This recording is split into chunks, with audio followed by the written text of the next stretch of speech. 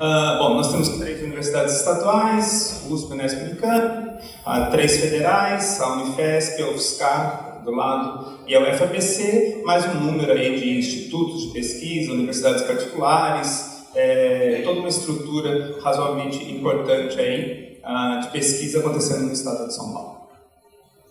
Esse mapinha aqui ajuda a entender o mapeamento dessa estrutura. Toda bolinha dessa nesse mapa aqui está associado a alguma instituição ou grupos de instituições que possuem bolsistas sendo financiados pela FAPESP.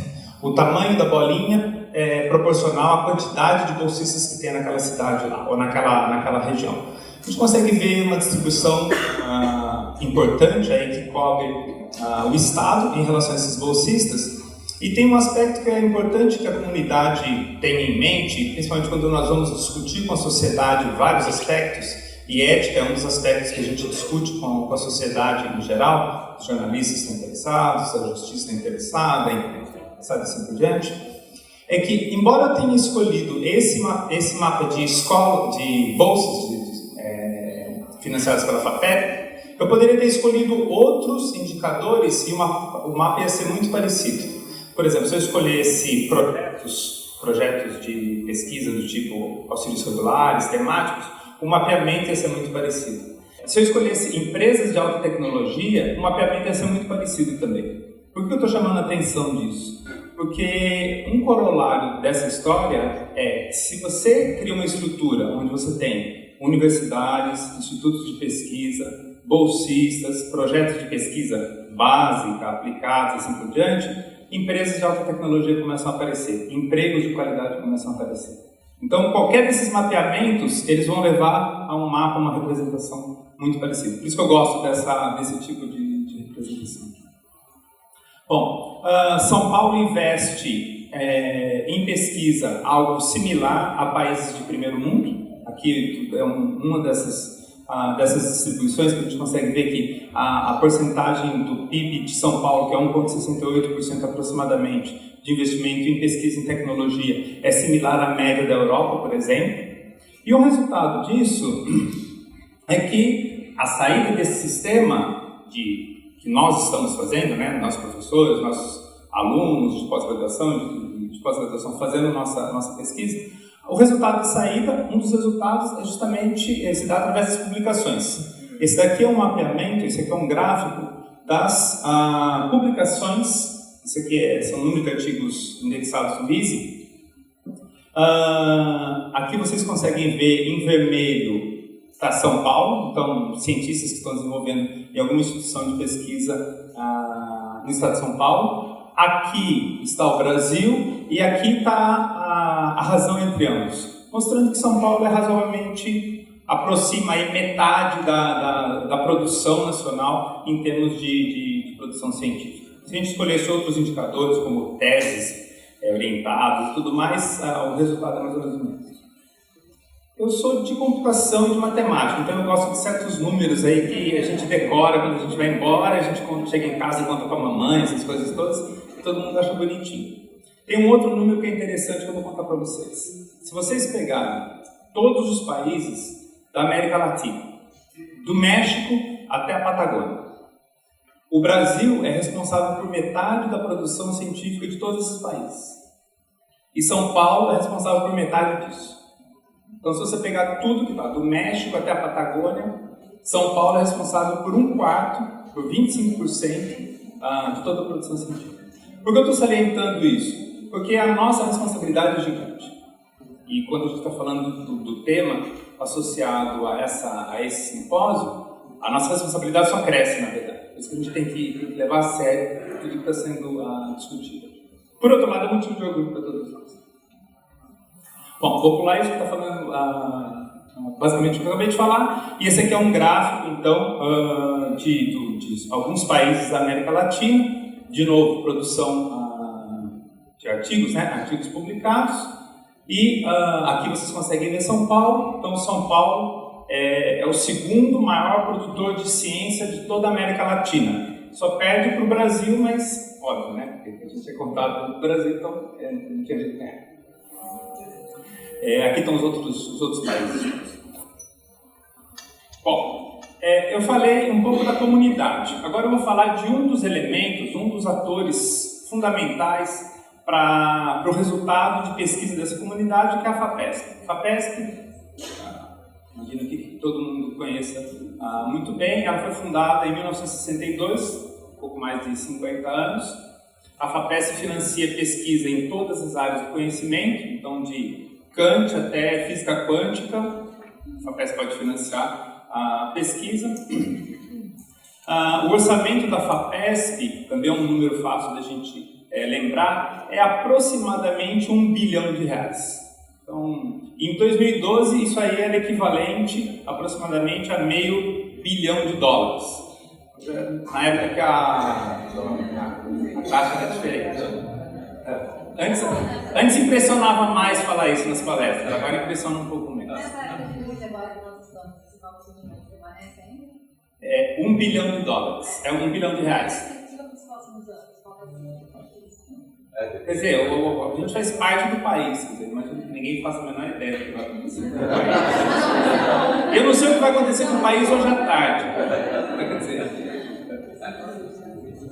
não sei hoje de tarde, quem é que vai falar em algum lugar no país? Bom, e para falar um pouco do tamanho da comunidade, a FAPESP recebe em torno de 24 mil novas propostas por ano. Então não são os processos em andamento, são novas propostas submetidas. Ela analisa, em média, ela aprova, então ela recomenda 40%, 30%, algum número entre 30% e 40% de tudo. Então, desde a bolsa de iniciação científica até o temático de alguns milhões de reais. Então, a média está em torno de 40%, um pouco menos de 40% dessas coisas todas.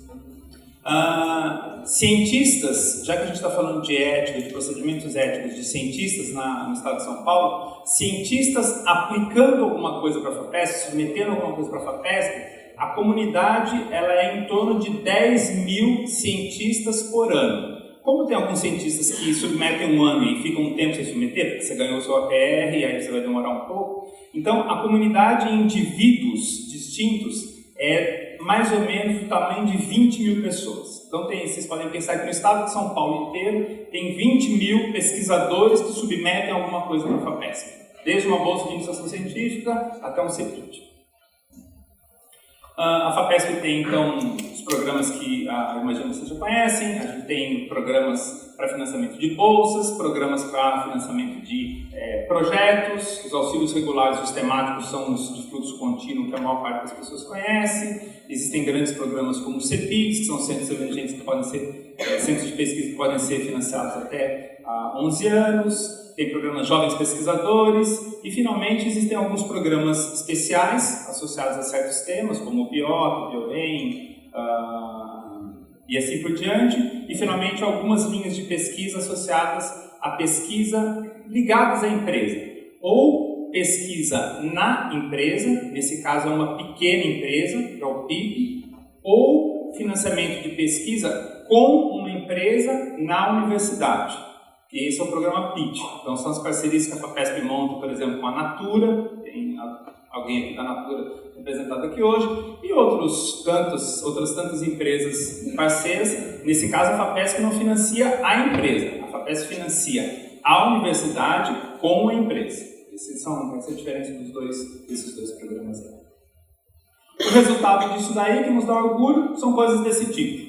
Para os matemáticos, essas capas todas aqui, elas compartilham uma propriedade. A propriedade é o seguinte: cada capa dessa veio de um projeto financiado pela FAPESP. Então tem um artigo sendo publicado naquela revista lá e um dos gráficos, uma das imagens, o tema daquele artigo virou capa da revista. Então é uma maneira da gente perceber, não mais agora a quantidade de artigos que foi publicado, mas o reconhecimento desses artigos.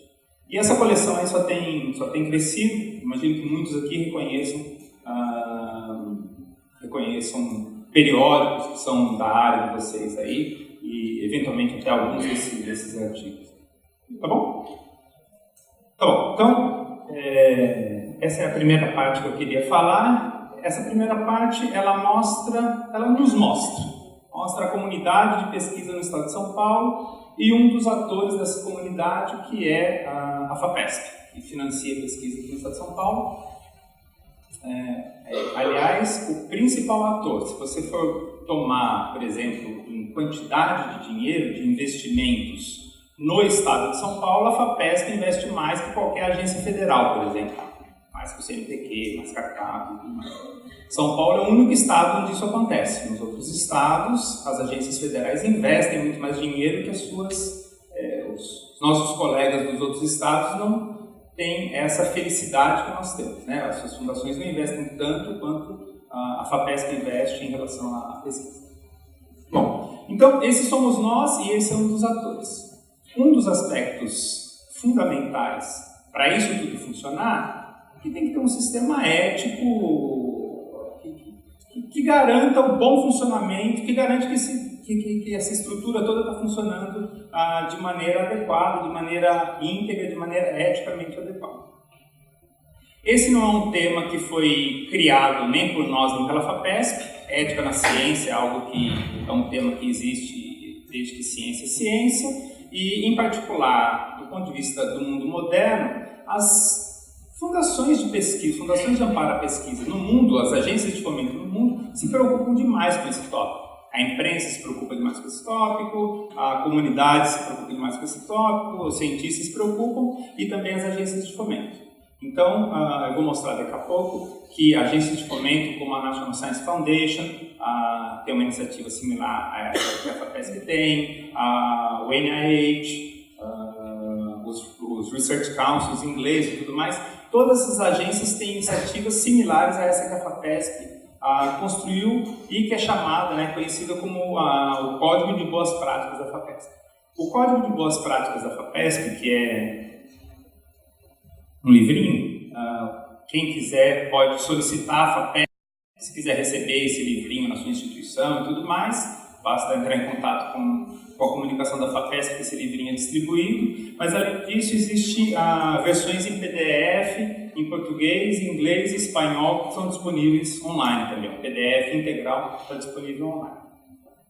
Esse Código de Boas Práticas, ele define os princípios pelos quais a FAPESP procura agir em relação à ética e integridade na pesquisa. Para quem já teve chance de dar uma olhada nesse código, vocês perceberam que eu tomei cuidado para dizer que ele define os princípios, porque é exatamente isso. Quer dizer, ele não é uma receita e nem um manual de aplicações, nem nada disso. Simplesmente porque quando a gente está falando de pesquisa, a gente está falando de pesquisa, de ética na pesquisa, nas mais várias áreas, os mais diversos problemas que podem ocorrer, nos mais diferentes aspectos espaciais, temporais e de conteúdo e tudo mais que podem ocorrer. Então, na verdade, esse código ele procura pautar a maneira como a FAPESP age e monta contratos com pesquisadores e instituições para que pesquisadores e instituições também ajam. Então, é basicamente isso. Então, como se chama de Código de Boas Práticas, segue uma série de princípios em torno dos quais essa estrutura é organizada. E essa estrutura, no fundo, somos nós. É a FAPESP, são os pesquisadores, são as instituições. São três elementos importantes, fundamentais, em torno dos quais esse código está organizado. Esses daqui são os capítulos desse código e são também um pouco a maneira como eu organizei esse finalzinho da apresentação para ilustrar para explicar o que está acontecendo nesse código aí. Então, ele tem uma série de fundamentos e diretrizes. Dessas diretrizes dão indicações de como deve ser feita pesquisa do ponto de vista ético. Depois ele trata a questão de caracterização de más condutas, trata da questão de responsabilidade individual e responsabilidade das instituições. Quando eu estou dizendo instituições, eu estou falando do FAPESP e nossas universidades, nossos institutos de pesquisa, nossos departamentos e tudo mais. E, finalmente, dado que aconteceu um problema, ele trata o Código de Boas Práticas trata de como tratar esse problema, que é essa última item aqui. De propósito, eu estou dando ênfase, e o código dá ênfase em todo o resto. Quer dizer, a questão de quando ocorreu um problema, e aí você tem que tratar aquele problema, quando ocorreu um problema, quando ocorreu uma denúncia, e aí pode ter ocorrido um problema ou não, é a última coisa que acontece. E por que é a última coisa que acontece no código e na minha apresentação? Porque a FAPESP entende ser nossa responsabilidade assumir e trabalhar de maneira bastante séria em tudo que existe antes para evitar que o problema aconteça. Então, o foco do trabalho da FAPESP é na educação e na prevenção desses problemas éticos todos. De longe disso. Se eu medir tempo de nós que estamos trabalhando na FAPESP, investimos para tratar problemas da situação, de longe nós investimos muito mais tempo e trabalho na prevenção e na educação para que a parte de avaliação, de responsabilidades e de punição e tudo mais, seja que não aconteça, o ideal é não acontecer nunca, mas que aconteça muito pouco. Tá? Então, esse de novo é uma lição que eu gostaria que fosse levada para casa, é a ênfase que nós procuramos dar toda vez que nós falamos desse tópico. A ênfase da FAPESP é na prevenção e na educação. Existem mecanismos para tratar quando os problemas acontecem, mas a ênfase não é nos mecanismos de tratar quando acontece. Bom, o Código de Boas Práticas está, como eu falei, online para vocês, então essa daqui é a página. Basta procurar, dar um Google aí, Código de Boas Práticas FAPESP, que vocês conseguem encontrar aqui. Existem versões em PDF, versão em português, inglês e espanhol, e assim por diante. Aqui alguns exemplos de códigos semelhantes, eu mencionei para vocês. Existe um código semelhante na National Science Foundation, existe um código semelhante no NIH, existe um código semelhante nos Research Councils e assim por diante. Esses são só alguns exemplos que eu procurei mostrar para vocês dos Research Councils australianos e tudo mais, mas são exemplos particularmente importantes porque quando o Código de Boas Práticas da FAPESP foi montado em 2010, foi apresentado ao Conselho Superior da FAPESP e tudo mais, em 2010, esses códigos todos foram estudados de maneira aprofundada para criar esse código. Então tem vários elementos que são elementos em comum nesses estudos. Aqui do European Research Council. Bom, como eu mencionei para vocês, a FAPESP coloca muito mais ênfase em prevenir do que tratar. O ideal é que não aconteçam esses problemas todos. Uma questão que é importante dado que a comunidade tem a importância que eu mencionei para vocês no começo da palestra. Agora eu estou falando mais como cientista, como alguém que está representando a FAPESP aqui. O ideal para todos nós é que nós possamos cuidar desse problema. Porque nós conhecemos a particularidade do tema, de cada área de pesquisa de cada pessoa, nós conhecemos a maneira de educar nossos estudantes, nós conhecemos essas coisas todas. Então a ideia é que esse sistema possa ser um sistema autorregulado. Quanto mais a comunidade científica puder prevenir, educar, identificar e eventualmente tomar providências para que tudo fique no âmbito da comunidade científica, é melhor. Trocando em miúdos, ninguém quer advogados envolvendo, nada contra os advogados. A gente não gostaria que essas coisas saíssem da esfera científica para serem tratadas. Por isso, a nossa responsabilidade só vai aumentando nesse sentido. Então, é um sistema autorregulado, nós temos um papel fundamental para fazer isso daí, e a FAPESP estrutura a abordagem que ela trata, que ela vê esse problema, através de 3 pilares: educação, prevenção e investigação. Tá bom. Em relação às atividades científicas, o Código de Boas Condutas, ele trata vários temas. Eu não vou entrar muito a fundo nisso, porque imagino que a gente vai ter tempo de discutir essas outras coisas depois, dependendo das dúvidas. Eu vou mais falar, em geral, como está estruturado o código, e fico à vontade, deixo vocês à vontade para perguntar, se quiserem detalhar alguma coisa. Em relação ao fazer ciência, ao gerar conhecimento, a FAPESP trata uma série de questões importantes, desde a concepção das ideias. Imagine que você quer submeter um projeto para a FAPESP. Então a FAPESP trata desde aquele ponto, de preparar o projeto, submeter o projeto, quem participa do projeto, quem contribui com cada ideia, quais são as responsabilidades e tudo mais. Então, desde antes do projeto ser submetido, até a outra ponta, quando esses resultados de pesquisa vão parar, por exemplo, num journal, vão parar numa conferência, se torna um livro e assim por diante. Então, o fazer científico é tratado do ponto de vista de ética e integridade em todas as suas esferas, em todo o seu escopo. Aí. E o Código de Boas Condutas trata de todos esses aspectos. Existem questões que vocês conhecem que são importantes, do tipo autoria, conflito de interesses. Todas essas coisas são discutidas nos diferentes aspectos. Quando eu digo conflito de interesses, tem conflito de interesse em relação a pesquisadores que trabalham na mesma área, tem conflito de interesse em relação a pesquisadores que podem se beneficiar do desenvolvimento do projeto, tem conflitos de interesses no sentido de atores externos que, por exemplo, estão financiando parte daquele projeto ou que têm interesse no resultado daquele projeto. Então, todos esses aspectos aí são tratados pelo Código de Conduta, pelo Código de Boas Práticas. Bom, então, esse é um aspecto que diz respeito aos fundamentos, ao fazer científico. Em relação à má conduta científica, a FAPESP tem uma definição razoavelmente ampla aí, que está no... Talvez o melhor jeito seja ler simplesmente isso, que ela diz por si só.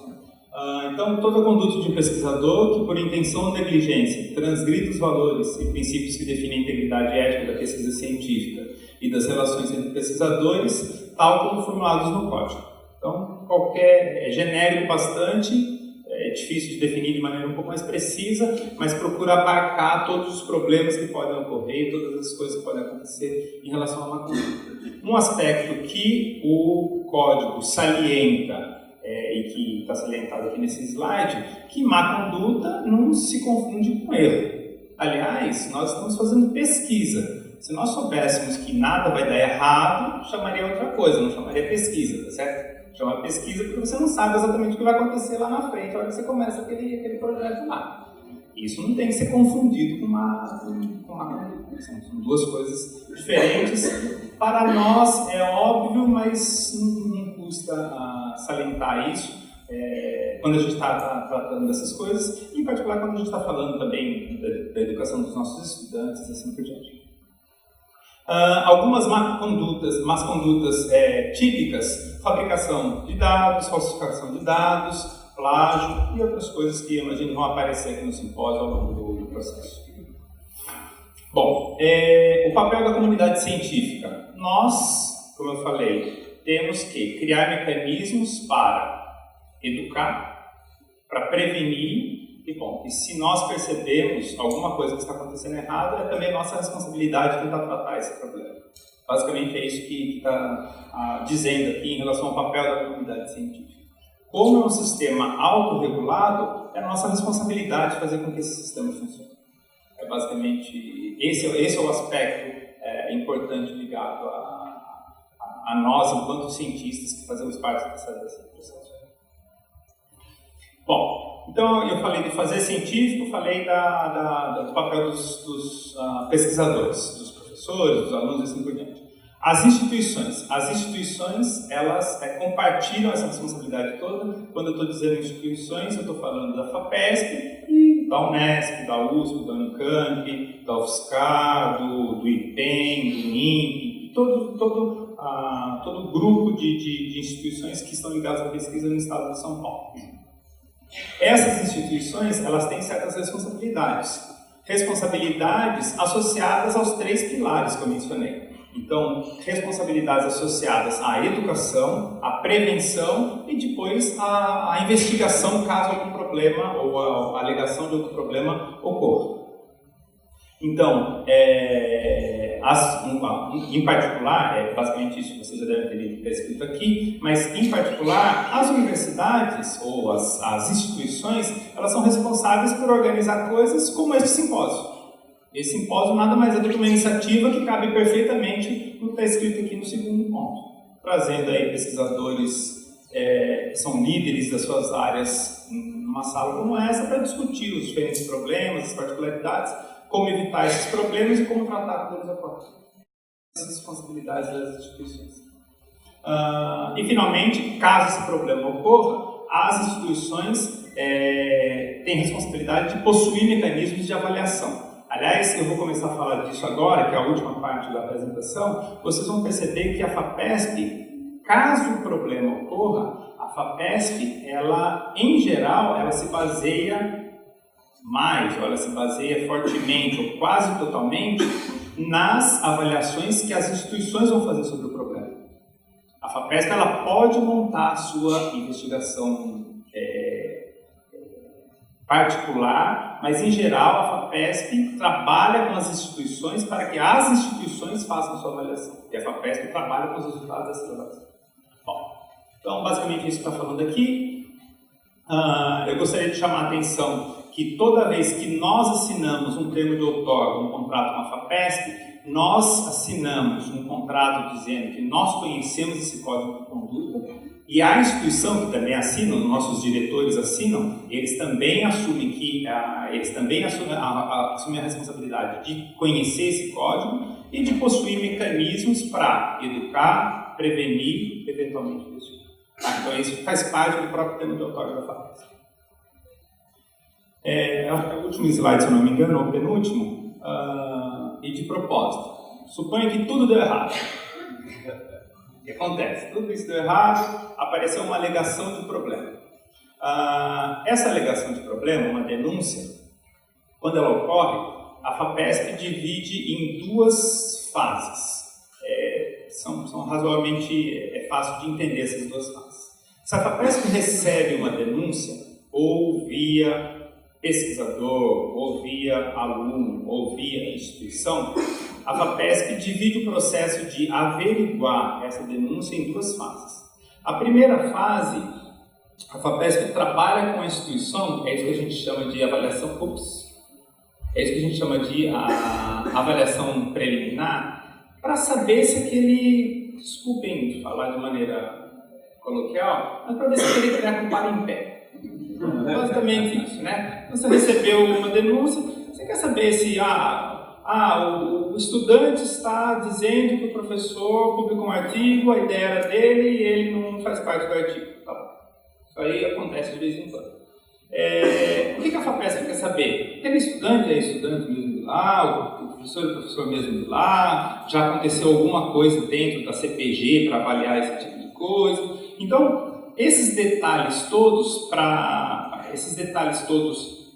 como eu falei, para tentar entender se o treco para em pé, eles são feitos nessa primeira fase, que é o que a gente chama de avaliação preliminar. Então a FAPESP entra em contato com a instituição, explica que a FAPESP recebeu formalmente uma denúncia e está querendo saber a opinião da instituição sobre essa denúncia.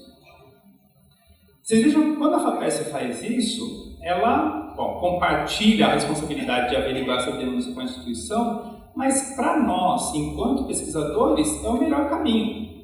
Porque quem entende da sua área, quem entende dos envolvidos, quem está próximo de tudo que está acontecendo, são as nossas instituições.